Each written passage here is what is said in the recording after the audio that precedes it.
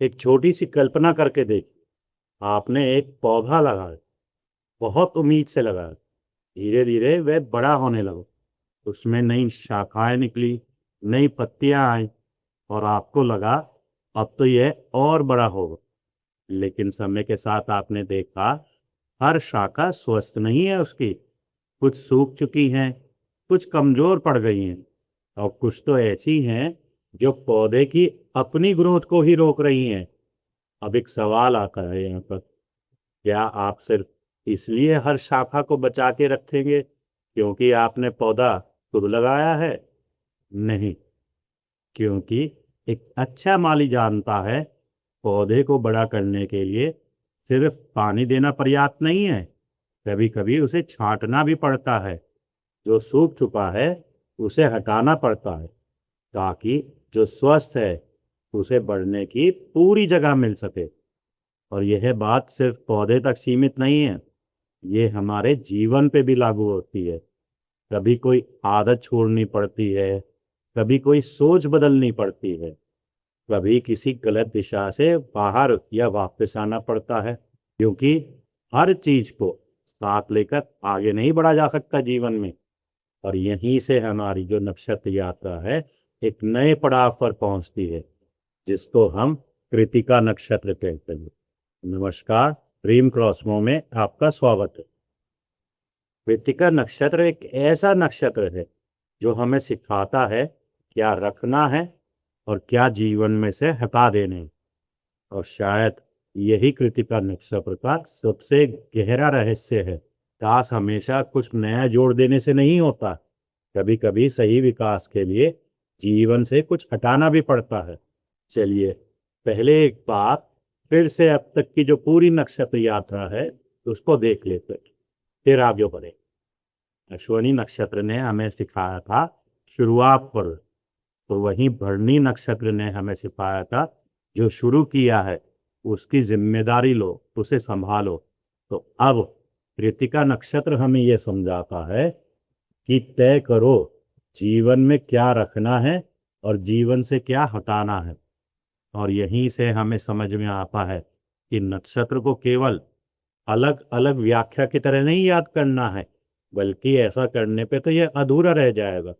इन सभी नक्षत्रों के बीच एक प्राकृतिक प्रगति है, एक के बाद दूसरा, दूसरे के बाद तीसरा जो आता है, उन सब में संबंध है। ज्योतिष के जो वैदिक शास्त्र हैं जैसे बृहत पराशर होरा शास्त्र, फल दीपिका आदि, उन सभी में कृतिका का जो संबंध है वो काटने या छाटने के भाव से जोड़ा गया है। इसीलिए कृतिका नक्षत्र का जो पहला पाठ है बहुत सरल है। हर चीज को साथ लेकर आगे नहीं बढ़ सकते जीवन में, ना ही हर चीज को साथ लेकर आगे बढ़ना जरूरी है जीवन में। कुछ चीजें विकास में मदद करती हैं, तो वहीं कुछ चीजें विकास को रोकती भी हैं।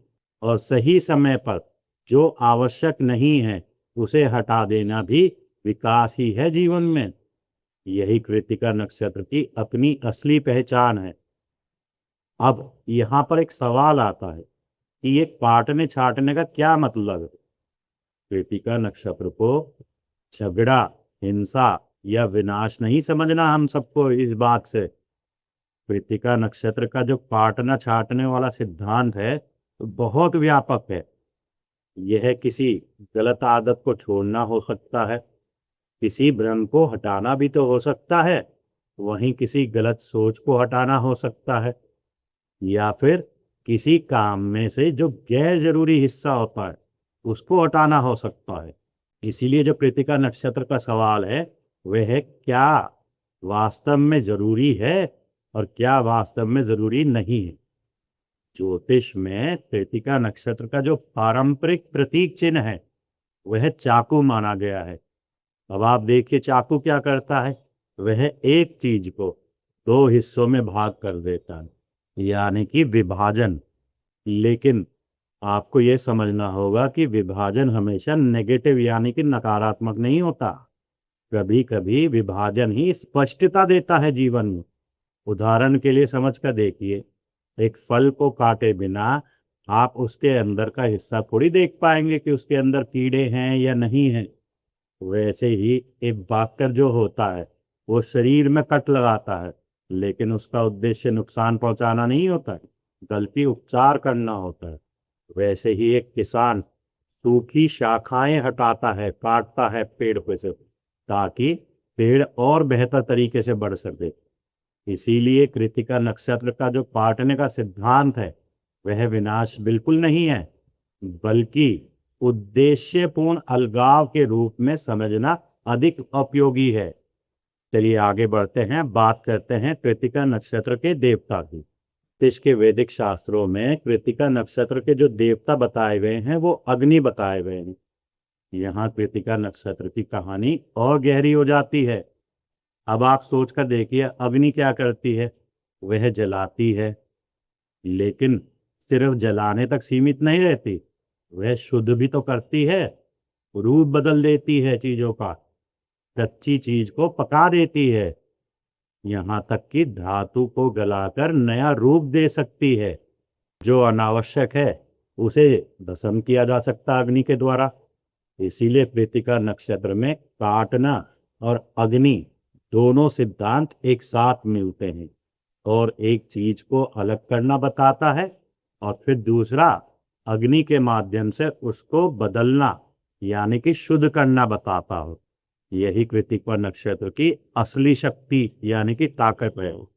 इसीलिए कृतिका नक्षत्र को केवल कठोर नक्षत्र कहना सही नहीं रहेगा, यह वास्तव में सूझबूझ की शक्ति है।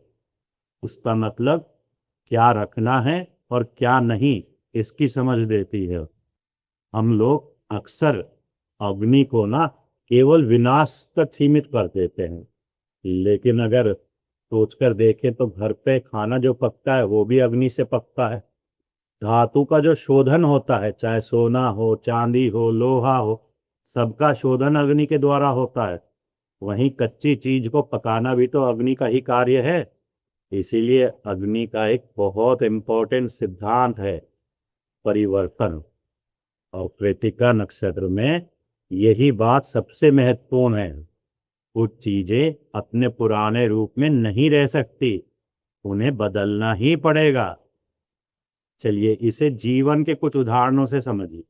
मान लीजिए आपके पास 10 काम हैं, लेकिन समय केवल आपके पास 3 काम करने का है, तो अब आप क्या करेंगे? सबको पकड़ के बैठे रहेंगे या यह तय करेंगे कि पहले कौन से 3 काम जरूरी हैं?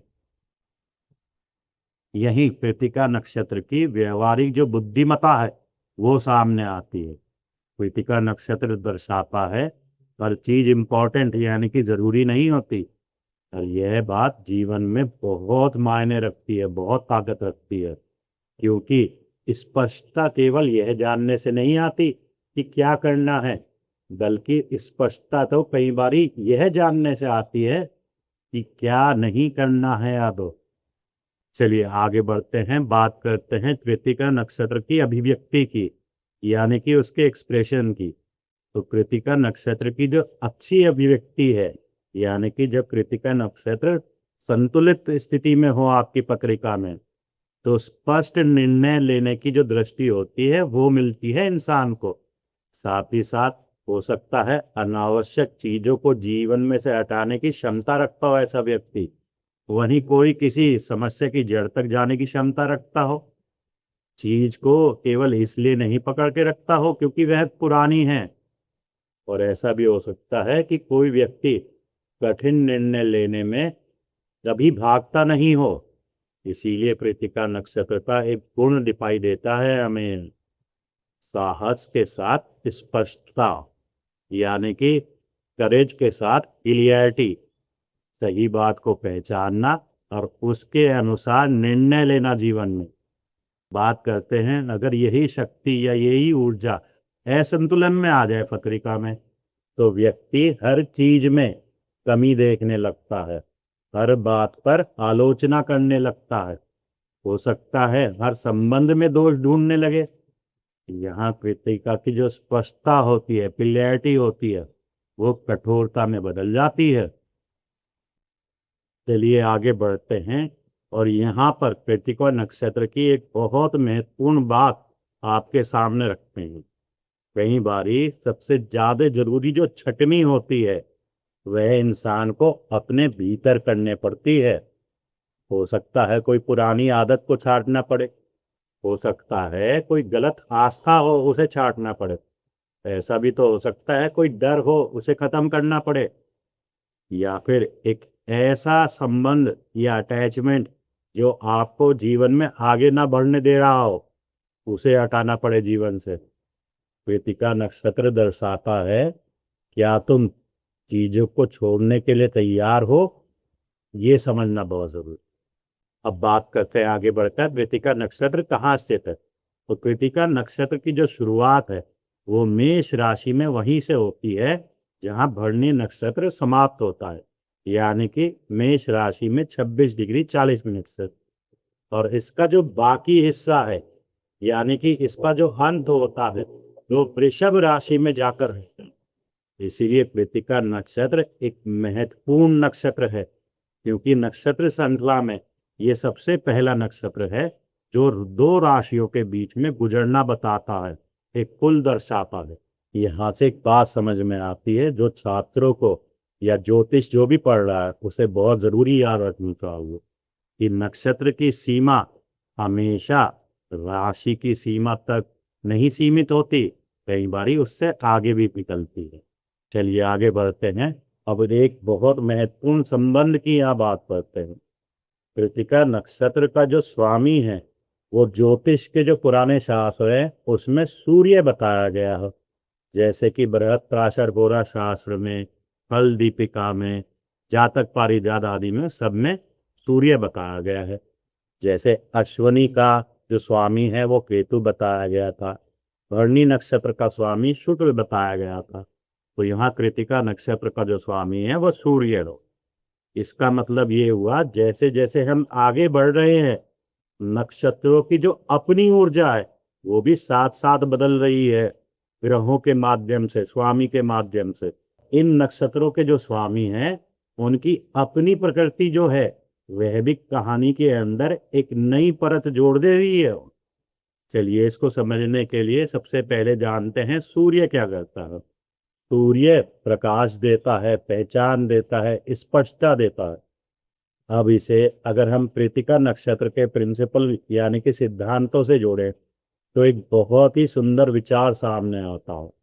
प्रकाश चीजों को स्पष्ट करता है और क्लियरिटी यानी कि स्पष्टता हमें यह तय करने में मदद करती है क्या रखना है क्या हटाना है।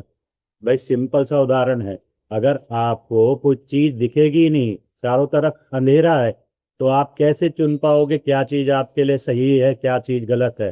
तो यहाँ सूर्य उस प्रकाश को देता है जो अंधकार को हटाता है, और कृतिका नक्षत्र वो छटनी का आपको दिशा देती है कि क्या चीज को रखना है और क्या हटा देना। यही कृतिका नक्षत्र और सूर्य का जो संबंध होता है उसे समझने में हमारी मदद करता है। अब आगे बढ़ते हैं और एक सवाल आता है यहाँ पर, अगर कृतिका नक्षत्र में अलग अलग ग्रह बैठ जाए तो क्या सभी की जो कटनी छटनी वाली ऊर्जा है वो एक जैसी होगी। तो जवाब है बिल्कुल नहीं, क्योंकि जैसे जैसे ग्रह बदलता है वैसे वैसे उसका कार्य करने का तरीका भी तो बदलता है, उसकी प्रकृति बदलती है। तो उसी हिसाब से नक्षत्र में ऊर्जा भी परिवर्तित होती चली जाती है। इसके लिए हम सबसे पहले बात करते हैं सूर्य ग्रह की कृतिका नक्षत्र में।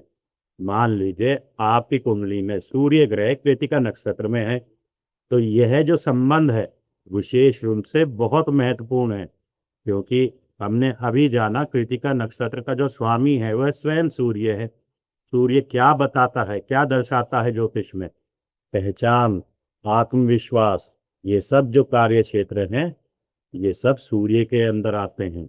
और अब जब सूर्य कृतिका नक्षत्र में विराजमान हो गया तो सूर्य की जो स्पष्टता है और कृतिका नक्षत्र की जो काटने छाटने की ऊर्जा एक साथ मिलकर काम करती है। व्यक्ति के लिए एक महत्वपूर्ण पड़ाव हो जाता है, वह तय कर पाता है कि मैं कौन हूँ और मेरे जीवन में क्या वास्तव में जरूरी है। ऐसा व्यक्ति अनावश्यक चीजों को जीवन में से हटाकर अपनी दिशा स्पष्ट करना जानता है। अगर स्पष्टता कठोर हो जाए यानी कि किसी प्रकार का असंतुलन आ जाए तो व्यक्ति दूसरों की जो गलतियां हैं बहुत जल्दी देखने लगता हो। चलिए आगे बढ़ते हैं, बात करते हैं चंद्रमा ग्रह की कृतिका नक्षत्र में। अब ज्योतिष में चंद्रमा ग्रह मन, भावना और भावनात्मक अनुभव जो होते हैं इन जैसी चीजों को दर्शाता है, इन विषयों को दर्शाता है। और कृतिका नक्षत्र छटाई का, विभाजन का, इन जैसे क्षेत्रों को दर्शाता हो। अब जब ये दोनों चीजें मिल जाती हैं, दोनों ऊर्जाएं मिल जाती हैं, तो बात जो है वो मन के स्तर पे आती है। यानी मन चीजों को आसानी से स्वीकार करने की बजाय उनका मूल्यांकन करने की ओर जाता है। हो सकता है व्यक्ति यह महसूस करे कि चीजें मेरे लिए नहीं हैं या चीजें मेरे लिए सही है। तभी हो सकता है कोई संबंध रखना या कोई संबंध छोड़ देना, ये भी तो मन और कृतिका का ही क्षेत्र दर्शा रहे हैं। कोई बात छोड़ देनी या फिर भावनात्मक स्पष्टता जो होती है उसको ताकत मिल जाती हो। लेकिन अगर असंतुलन में हो तो मन बहुत जल्दी लोगों या परिस्थितियों को नकार देता है। इसीलिए जब हम चंद्रमा और कृतिका नक्षत्र की बात करते हैं तो हमें एक वाक्य याद रखना चाहिए, भावनाओं में स्पष्टता लेकिन कठोरता से बचना है।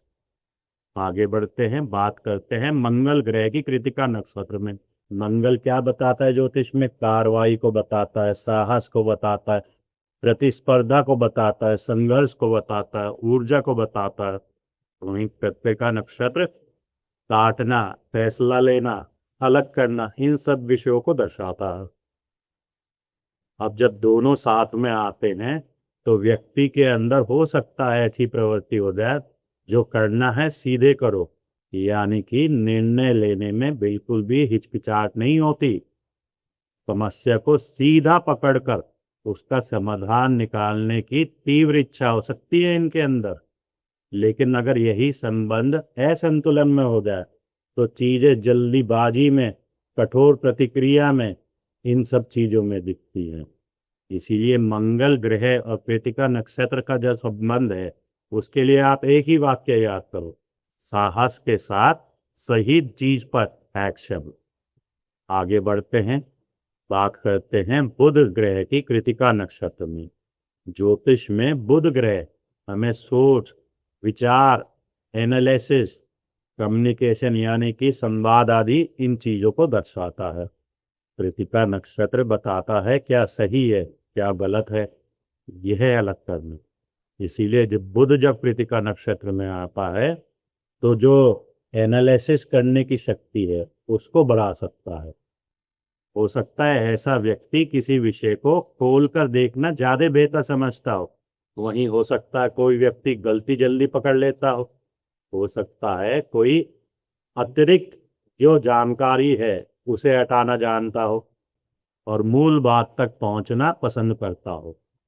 यह शोध, रिसर्च, एनालिसिस इन सब के लिए उपयोगी क्वालिटी होती है।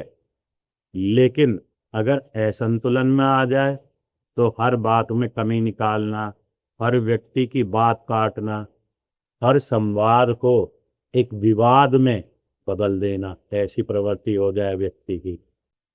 चलिए आगे बढ़ते हैं, बात करते हैं बृहस्पति ग्रह की कृतिका नक्षत्र में। तो ज्योतिष में बृहस्पति ग्रह जो है वो दर्शाता है ज्ञान को, नैतिकता को, नियम को, आदि चीजों को। तो वहीं कृतिका नक्षत्र छांटने की बात करता है, सत्य को अलग करने की बात करता है। जब इन दोनों का संबंध बनता है तो एक बहुत ही सुंदर गुण सामने आता है, ज्ञान में विवेक। यानी व्यक्ति सिर्फ जानकारी इकट्ठी नहीं करता बल्कि पूछता है इसमें वास्तव में क्या सत्य है, कौन सी बात उपयोगी है, कौन सी केवल भ्रम है, कौन सी परंपरा को समझने को है, कौन सी मान्यता को पुनः जांचना है। यह बृहस्पति ग्रहों की नैतिकता को कृतिका नक्षत्र के पटनी छटनी के साथ जोड़ता है। लेकिन अगर यही संबंध असंतुलन में आ जाए तो हो सकता है व्यक्ति अपनी समझ को ही सही माने से रख। यहाँ पर जो है वो अकड़ दिखती है, कठोरता दिखती है। इसीलिए जब गुरु यानी कि बृहस्पति ग्रह कृतिका नक्षत्र के साथ हो तो दो शब्द आपके लिए सबसे महत्वपूर्ण है, विवेकपूर्ण ज्ञान। आगे चलते हैं, बात करते हैं शुक्र की कृतिका नक्षत्र में। अब ज्योतिष में शुक्र जो है वो संबंध को, प्रेम को, सौंदर्य को, सुख को आदि चीजों को दर्शाता है। वहीं कृतिका चुनाव दिखाता है, यानी कि किसको रखना है किसको नहीं। इसीलिए शुक्र जब कृतिका नक्षत्र में आता है किसी पत्रिका में तो एक महत्वपूर्ण सवाल सामने आता हो, क्या मेरे लिए वास्तव में वैल्यूएबल यानी कि मूल्यवान है और क्या मेरे लिए मूल्यवान नहीं है। व्यक्ति संबंध में भी चुनाव करता है और अपने असूलों को महत्व देता है। सौंदर्य में कम लेकिन बेहतर चुनाव करता हो सकता है, संबंध में कम बनाए हो लेकिन अर्थपूर्ण संबंध बनाए हो। तो हो सकता है जीवन में हर चीज ना हो लेकिन सही चीज जरूर होगी। आगे बढ़ते हैं, बात करते हैं शनि ग्रह की कृतिका नक्षत्र में। ज्योतिष में शनि ग्रह को डिसिप्लिन यानी कि अनुशासन, धैर्य, जिम्मेदारी, काल आदि का ग्रह बताया गया है। वहीं कृतिका नक्षत्र को शुद्धिकरण यानी कि कटनी छटनी की ऊर्जा बताई गई है। यह संबंध व्यक्ति को जीवन में से जो अनावश्यक चीजें हैं उनको हटाकर एक संरचना बनाने में मदद करता है, काम में अनुशासन लाता है, जीवन में सादगी लाता है, अनावश्यक जो खर्च है या जो जीवन का डिस्ट्रैक्शन है उसको कम करता है। कठिन परिस्थितियों में भी प्रैक्टिकल डिसीजन लेना सिखाता है व्यक्ति को। लेकिन अगर नकारात्मक हो जाए, असंतुलन में आ जाए ये संबंध तो जीवन को बहुत कठोर बना देता है कि हर चीज को जिम्मेदारी और सही गलत के चश्मे से देखने लगता है। इसीलिए शनि और कृतिका नक्षत्र जब साथ में हो तो अनुशासन से जीवन को साफ करनी, ये वाक्य आपके लिए बहुत मदद करेगा। आगे बढ़ते हैं, बात करते हैं राहु ग्रह की कृतिका नक्षत्र में। तो राहु ज्योतिष में हमें इच्छा, जिज्ञासा, शोध आदि चीजों को दर्शाता है। वहीं कृतिका नक्षत्र स्पष्टीकरण दर्शाता है, छटनी दर्शाता है जीवन में। जब यहाँ राहु किसी चीज को जीवन में बहुत क्लियरिटी से और तीव्र इच्छा से देखना चाहता है तो कृतिका नक्षत्र पूछता है, असल में इसमें ऐसा है क्या। इससे किसी विषय की गहराई में जाना, जो उसके छुपे हुए पहलू हैं उनको खोजना, या फिर जो पारंपरिक चीजें चली आ रही हैं उनको चुनौती देने की इच्छा दिखती है। लेकिन अगर नकारात्मक स्थिति में आ जाए तो हर चीज को तोड़ना, हर नियम को नकार देना, ऐसी भी बातें दिखती है व्यक्ति में। इसीलिए जब राहु और कृतिका नक्षत्र का संबंध बने तो एक वाक्य याद रखिए, सच खोजो, केवल विरोध करने के लिए मत चीजें हटाओ जीवन से। चलिए आगे बढ़ते हैं और बात करते हैं केतु ग्रह की कृतिका नक्षत्र में। ज्योतिष में केतु हमें अलगाव जैसे विषय और भीतर के अनुभव से जीवन में आगे बढ़ने जैसे सिद्धांतों को बताता है। वहीं कृतिका नक्षत्र हमें विभाजन आदि चीजें बात बताता है।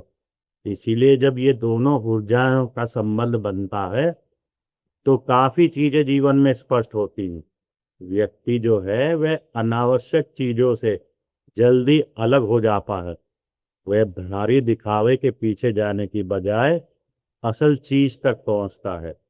लेकिन अगर असंतुलन में आ जाए यह संबंध तो बहुत जल्दी डिस्कनेक्ट होना भी संभव है। किसी चीज को समझने से पहले ही ऐसा कह दे कि मुझे इसकी जरूरत नहीं। और इसीलिए जब कृतिका नक्षत्र का केतु से संबंध बने तो आपको यह वाक्य याद रखना चाहिए, अनावश्यक से अलगाव होना लेकिन विवेक के साथ।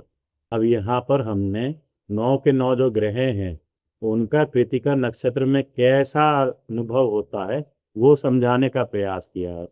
लेकिन ये सिर्फ आपको एक दृष्टिकोण देने की बात है, देखने का नजरिया समझाने की बात है। सिर्फ ये ही आपकी प्रिडिक्शन होगी, हम ऐसा नहीं कह रहे, क्योंकि उसके लिए कौन से भाव में कृतिका नक्षत्र है, कौन सी राशि में कृतिका नक्षत्र है, वहाँ उसका स्वामी कौन है, बहुत सारी चीजें और भी देखनी पड़ती हैं। कौन से ग्रहों का संबंध है, दृष्टि, युति, फिर दशा गोचर। तो इसलिए इस दृष्टिकोण को समझे, आपके लिए बहुत आसान हो जाएगा ज्योतिष को समझना। अब आगे बढ़ते हैं, बात करते हैं सूर्य कहाँ बैठा है। यह जानना बहुत जरूरी है आपकी कुंडली में। क्यों? क्योंकि सूर्य जो है वो कृतिका नक्षत्र का स्वामी है। इसीलिए अगर कोई ग्रह कृतिका नक्षत्र में है तो केवल उस ग्रह और कृतिका नक्षत्र को देखना काफी नहीं है। अब यह भी देखना होगा कि सूर्य जन्म पत्रिका में कहाँ और किस स्थिति में है। जैसे कि राशि कौन सी है, भाव कौन सा है, ग्रह कौन सा जुड़ रहा है सूर्य के साथ, सूर्य का अपना बल कैसा है। ये सारी चीजें जो कुंडली का निष्कर्ष है तो उस पर बहुत ज्यादा प्रभाव डालेगी। एक उदाहरण के लिए समझिए, मान लीजिए मंगल कृतिका नक्षत्र में है। हम पहले समझेंगे मंगल क्या बताता है। एक्शन बताता है, ऊर्जा बताता है, साहस बताता है।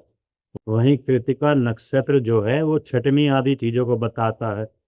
तो यहाँ एक मूल बात क्या निकल के आती है, एक्शन के माध्यम से समस्या को काट कर हटा देना और जीवन में आगे बढ़ना। अब मान लीजिए यहीं पर मंगल जब कृतिका नक्षत्र में है तो सूर्य आपकी पत्रिका में 10वें भाव से संबंध बना रहा हो, तो यह जो निर्णय है वो करियर में, अधिकार में और पेशेवर जो जिम्मेदारियां होती हैं उनमें अधिक दिखाई दे सकता है। वहीं अगर यह सूर्य 10वें की जगह 4थे भाव में होता तो ये चीजें घर, प्रॉपर्टी, इमोशंस आदि में दिखती। इसका मतलब क्या हुआ, मंगल वही है, कृतिका नक्षत्र वही है, लेकिन नक्षत्र का जो स्वामी है सूर्य, उसने जैसे ही भाव बदला तो सारी चीजों में परिवर्तन हो गया। यहाँ पर आपके लिए 3 चीजों को समझना बहुत जरूरी है। जैसे ग्रह बताता है क्या कर रहा हो, वही नक्षत्र बताता है किस सिद्धांत के अनुसार कर रहा है, प्रिंसिपल के अनुसार कर रहा हो। और नक्षत्र स्वामी आपको यह बताएगा उस सिद्धांत की जो ऊर्जा है वह कुंडली के किस क्षेत्र यानी कि भाव से जुड़ी हुई हो, और फिर पूरी कुंडली उस जो निष्कर्ष को है वो सपोर्ट कर रही है या नहीं। और यहीं से जो बात है वो एक सरल विवरण से निकलकर एक वास्तविक ज्योतिष की ओर मुड़ जाती है। आगे बढ़ते हैं, बात करते हैं कृतिका नक्षत्र के क्षेत्र की। तो इसका जो क्षेत्र है वो मेष राशि में वहीं से शुरू होता है जहाँ भरणी नक्षत्र का क्षेत्र खत्म होता है, यानी कि 26 डिग्री 40 मिनट पर। और ये जो अंत होता है यानी कि कृतिका नक्षत्र का जो अंत है वो वृषभ राशि में 10 डिग्री तक होता है। इसमें भी 4 पद हैं जैसे बाकी दोनों नक्षत्र में होते थे। और जब पूरे क्षेत्र का 4 बराबर हिस्सों में विभाजन करते हैं तो हर पद जो है वो 3 डिग्री 20 मिनट का निकल के आता है। लेकिन अभी आपको इन डिग्रियों को याद करने की आवश्यकता नहीं है, बस इनका जो मूल सिद्धांत है उसको समझना है। अभी अगर बात करें कृतिका नक्षत्र के पहले पद की, तो पहला पद कृतिका नक्षत्र का अभी भी मेष राशि के क्षेत्र में आता है। मेष क्या कहता है, मेष बात करता है एक्शन की, तुरंत शुरुआत की, सीधा कदम, इनिशिएटिव की। वहीं कृतिका नक्षत्र की जो ऊर्जा है वो छटनी यानी कि विभाजन दिखाती है। तो पहला पद हमें सीधे सीधे दर्शाता है क्या करना है, और फिर जो करना है उसके लिए निर्णय लो। व्यक्ति समस्या को लंबे समय तक खींचता नहीं है, ऐसा व्यक्ति सीधा निर्णय लेता है, तुरंत काम पे लगता है। अब अगर बात करें कृतिका नक्षत्र के दूसरे पद की, तो दूसरा पद धीरे धीरे वृषभ राशि की ओर बढ़ने लगा है। वृषभ हमें स्थिरता, मूल्य, संसाधन और प्रैक्टिकल जो रियलिटी होती है वास्तविकता में वो दिखाता है। वहीं कृतिका नक्षत्र की जो ऊर्जा है छटनी की, वह अब केवल निर्णय लेने तक सीमित नहीं रही, बल्कि एक सवाल भी करती है यहाँ पर। जो चुना है उसे प्रैक्टिकल यानी कि वास्तविक रूप में कैसे बनाया जाए, यानी कि जो आवश्यक चीज है उन्हें रखकर अनावश्यक चीजों को हटाए और जो बचा है उसे मजबूत करो। अब अगर बात करें कृतिका नक्षत्र के तीसरे पद की, तो तीसरा पद पूर्णतः वृषभ राशि के अंदर आता है। यहाँ कृतिका का जो प्रश्न है वो केवल हटाने तक सीमित नहीं रहता, बल्कि जो बचा है उसे मूल्यांकन कैसे करें, यानी कि वैल्यू कैसे ऐड करें। ये बहुत महत्वपूर्ण बदलाव है, क्योंकि अगर आप हर चीज को काटते रहेंगे तो अंत में कुछ भी नहीं बचेगा। अब अगर बात करें कृतिका नक्षत्र के चौथे पद की, तो यह वृषभ राशि के अंतिम हिस्से में आता है। अब जो छटनी है उसके बाद क्या बचा है यह आवश्यक हो जाता है। यहाँ पर यहाँ सवाल आता है इसे टिकाऊ कैसे बनाए, यानी पहले जो अनावश्यक चीजें हैं उन्हें हटाया, फिर जो जरूरी चीजें हैं उन्हें चुना, अब उसे स्थिर और उपयोगी कैसे बनाना ये बात आती है, यानी कि जो सही है उसे टिकाऊ बनाना। चलिए आगे बढ़ते हैं और अब इसे समझने के लिए किसी ग्रह को पद के साथ समझते हैं। मान लीजिए सूर्य कृतिका नक्षत्र में है। सूर्य क्या दर्शाता है ज्योतिष में? पहचान, अधिकार, आत्मविश्वास, इन सब विषयों की बात करता है। अब यहाँ पर पद बदलने के साथ सूर्य की जो ऊर्जा है उसमें जो सूक्ष्म फर्क आना शुरू होता है उसको समझने का प्रयास करते हैं चारों पदों से। सूर्य जब पहले पद में होता है तो पहचान को लेकर स्पष्टता होती है, मैं क्या चाहता हूँ, और फिर उसके बाद एक्शन आता है। वहीं जब सूर्य दूसरे पद में होता है तो अपनी पहचान को एक प्रैक्टिकल स्ट्रक्चर देना पड़ता है, यानी कि मैं इसे जीवन में कैसे स्थापित करूं ये बात सामने आती हो। वहीं सूर्य अगर तीसरे पद में है कृतिका नक्षत्र के, तो अपनी जो वैल्यूज हैं और जो सेल्फ वर्थ है उसको लेके क्लियरिटी आती है, यानी कि मेरे लिए वास्तव में महत्वपूर्ण क्या है ये बात यहाँ समझ में आनी शुरू होती है। अब बात करते हैं कि अगर सूर्य कृतिका नक्षत्र के चौथे पद में है तो यहाँ अपनी पहचान को स्थिर रूप मिलता है, यानी कि मैं किस आधार पर खड़ा हूँ ये पता चलता है। बहुत से विद्यार्थी पद को देखकर तुरंत प्रिडिक्शन देना शुरू कर देते हैं ज्योतिष में, जबकि ऐसा नहीं करना चाहिए। हमने देखा है कुछ लोग बोलते हैं अगर आपका ग्रह पद 1 में है तो इसलिए ऐसा होगा, पद 2 में है तो इसलिए वैसा होगा। ये सही तरीका नहीं है। पद जो है एक बहुत ही सूक्ष्म परत है। पहले आपको ग्रह समझना है, फिर आपको राशि समझनी है, फिर आपको नक्षत्र समझना है, फिर नक्षत्र का स्वामी देखना है, तब उसके बाद आप पद की बात करेंगे और अंत में इन सब को मिलाकर पूरी कुंडली का निष्कर्ष निकलेगा। यहाँ पर आपको कृतिका नक्षत्र की एक खास बात और बताता हूँ। कृतिका का एक हिस्सा मेष राशि में आता है और बाकी हिस्सा वृषभ राशि में है। इसीलिए कृतिका हमें एक बहुत सुंदर परिवर्तन दिखाता है, यानी कि ट्रांसफॉर्मेशन दिखाता है। जहां मेष दर्शाता है मैं एक्शन लूं, वहीं वृषभ कहता है कि अब इसे स्थिर और उपयोगी कैसे बनाओ। और कृतिका दोनों के बीच का वो पुल है जो ये बोलता है कि पहले अनावश्यक चीजों को हटाओ, फिर जो बचा है उसे स्थिर बनाओ। इसीलिए कृतिका केवल छटनी की बात नहीं करता है, यह एक्शन को सही दिशा देने की प्रक्रिया भी दर्शाता है। आगे बढ़ते हैं, अब एक ग्रह को लेकर पूरी इस प्रक्रिया को समझने का प्रयास करते हैं। मान लीजिए आपका मंगल ग्रह कृतिका नक्षत्र में है। पहला सवाल आता है मंगल क्या है ज्योतिष? मंगल ऊर्जा है, साहस है, एक्शन है और संघर्ष आदि विषयों को दर्शाता है। दूसरा सवाल आता है कृतिका क्या है ज्योतिष में? तो कृतिका जो है वो छटनी को, स्पष्टता को, विभाजन आदि चीजों को दर्शाता है। तो यहाँ जो बात बनती दिखाई देती है वो ये दिखाई देती है कि एक्शन के माध्यम से समस्या को सीधे पकड़ना और अनावश्यक चीजों को हटा देनी। अब इसके बाद एक सवाल आता है, यानी कि तीसरा सवाल, सूर्य कहाँ बैठा है पत्रिका में, यहीं से पूरी कहानी बदल जाती है।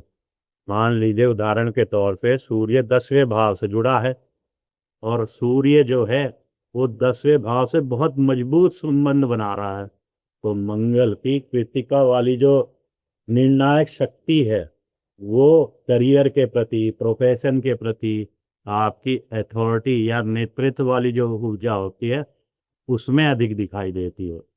ऐसा व्यक्ति काम के क्षेत्र में गलत व्यवस्था को बदलने, निर्णय लेने या चीजों को व्यवस्थित करने में ज्यादा आगे बढ़ता है। लेकिन पूरा जो फाइनल निष्कर्ष है वो पूरी कुंडली के विश्लेषण के बाद ही होगा। यहाँ पर एक बात की सावधानी बहुत जरूरी है। अगर सूर्य 10वें भाव में है तो यह मत कह दीजिएगा सीधा कि कृतिका में हर ग्रह करियर देगा, नहीं, क्योंकि सूर्य का वास्तविक प्रभाव समझने के लिए उसकी राशि, भाव, भाव का स्वामी, दृष्टि, युति, बल आदि सब चीजों के विचार करना पड़ेगा। यहाँ पर हम बस इतना कहेंगे कि नक्षत्र स्वामी संबंध दर्शाता है, जबकि पूरी कुंडली जो है वो निष्कर्ष की पुष्टि करती है। चलिए आगे बढ़ते हैं। अब बात करते हैं सूर्य ग्रह और कृतिका नक्षत्र का जो सबसे सुंदर संबंध है उसके बारे में। तो इसके लिए कल्पना करके देखिए, कमरे में अंधेरा है, आपको नहीं पता क्या रखना है क्या हटाना है, फिर वहां पर प्रकाश आता है, अब चीजें आपको साफ साफ दिखाई देने लगती हैं, तभी तो आप निर्णय ले सकते हैं। यह भी सूर्य और कृतिका का सबसे सुंदर संबंध है, यानी कि प्रकाश जो है वो स्पष्टता देता है और स्पष्टता निर्णय लेने में मदद करती है और निर्णय से ही छटाई होती है। इसीलिए कृतिका का जो छटनी वाला सिद्धांत है वो केवल कठोरता नहीं है, बल्कि इसके पीछे स्पष्टता है। स्पष्टता नहीं होगी तो छटनी जो है वह गलत भी हो सकती है। जैसे एक व्यक्ति बिना सोचे समझे किसी संबंध में जुड़ जाता है, या फिर हो सकता है एक व्यक्ति बिना सोचे समझे किसी संबंध को छोड़ दे। वहीं एक व्यक्ति बिना पूरी जानकारी के किसी नौकरी को छोड़ सकता है। ऐसे ही एक व्यक्ति बिना जांचे किसी व्यक्ति को गलत मान लेता है। ऐसे बहुत सारे अनुभव आपको यहाँ होते हैं जब स्पष्टता नहीं होती है। तो कृतिका यही दर्शाता है कि पहले देखो फिर छटनी करो, और सूर्य दर्शाता है पहले प्रकाश डालो फिर उसके बाद आगे की कार्रवाई करो। दोनों सिद्धांत साथ में मिलकर हमें यही पाठ सिखा पाए।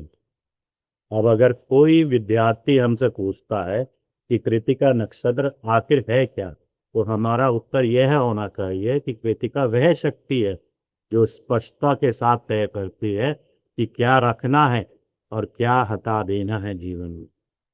लेकिन अब यहाँ एक बहुत ही इम्पोर्टेंट यानी कि महत्वपूर्ण प्रश्न बच जाता है। हमने अभी तक ग्रह, नक्षत्र, पद और सूर्य को अलग अलग करके समझा है, लेकिन वास्तविक कुंडली में कृतिका किस भाव में यह भी उतना ही महत्वपूर्ण है, क्योंकि अगर कृतिका लग्न में है तो इसका जो अनुभव होगा वह अलग क्षेत्र में दिखाई देगा। दूसरे भाव में है तो अलग क्षेत्र में, वहीं छठे भाव में है तो बिल्कुल अलग क्षेत्र में। पहले भाव से लेके 12वें भाव पर हम कृतिका नक्षत्र की उपस्थिति को देखकर समझेंगे, तभी यह नक्षत्र वास्तव में कुंडली के जो पढ़ने का तरीका होता है उसे उपयोगी बनाना शुरू करेगा। अब उस 12 के 12 भावों को एक साथ देखते हैं कि जब उसमें कृतिका नक्षत्र आता है तो कैसे क्षेत्र अपने आप को दर्शाता है। पहला भाव दर्शाएगा खुद को तराशने, वहीं दूसरा भाव वाणी और वैल्यूज को शुद्ध करना दर्शाएगा, तीसरा भाव प्रयास को एक्शन में बदलना दर्शाएगा, वहीं चौथा भाव भावनात्मक एवं घरेलू अवस्था जो होती है उसको दर्शाता, पांचवा भाव रचनात्मकता जो होती है उसको निपारना दर्शा सकता है, वहीं छठा भाव समस्या को जड़ से खत्म करना समझा सकता हो, सातवां भाव रिश्तों में स्पष्टता दर्शा सकता है, वहीं 8वां भाव छुपी हुई जो सच्चाई है उस तक पहुंचने की कला दर्शा सकता है। 9वां भाव विश्वासों को परखना दर्शा सकता है। और 10वां भाव कार्य में कर्म में उत्कृष्टता दर्शा सकता है। तो यही 11वां भाव सही लक्ष्य और सही लोगों का चयन दर्शाता है। वहीं 12वां जो है वो साधारण को अव्यवस्थित सिखा दर्शाता है। यहाँ आकर हमने 3 नक्षत्रों की जो यात्रा है वह पूरी कर ली है, जिसमें कि अश्वनी ने शुरुआत दर्शाई, भरणी नक्षत्र ने धारण करना दर्शाया और कृतिका नक्षत्र ने छटनी दर्शाई। अब यह जो सीक्वेंस है ये बहुत महत्वपूर्ण है, क्योंकि लाइफ में जीवन में भी यही होता है। कुछ शुरू होता है, फिर हम उसे संभालते हैं, फिर अनुभव हमें सिखाता हो क्या आगे लेकर जाना है और क्या यहीं छोड़ देना है। और अब यहीं से हमारी जो नक्षत्र यात्रा है उसमें हम अगले पड़ाव की ओर बढ़ते हैं। और इस अगले पड़ाव पर जो कहानी है वह पूरी तरह बदल जाती है। कृतिका ने जो हमें अनावश्यक चीजों को हटाना सिखाया था, तो उसके बाद एक प्रश्न आता है, जो बचा है उसे बढ़ाया कैसे जाए। यहीं से हम प्रवेश करेंगे रोहिणी नक्षत्र में, यानी सृजन से आगे विकास, आकर्षण, पोषण और समृद्धि की दुनिया में। स्वयं को जानिए, क्योंकि ज्योतिष यहीं से शुरू होता है। नमस्कार।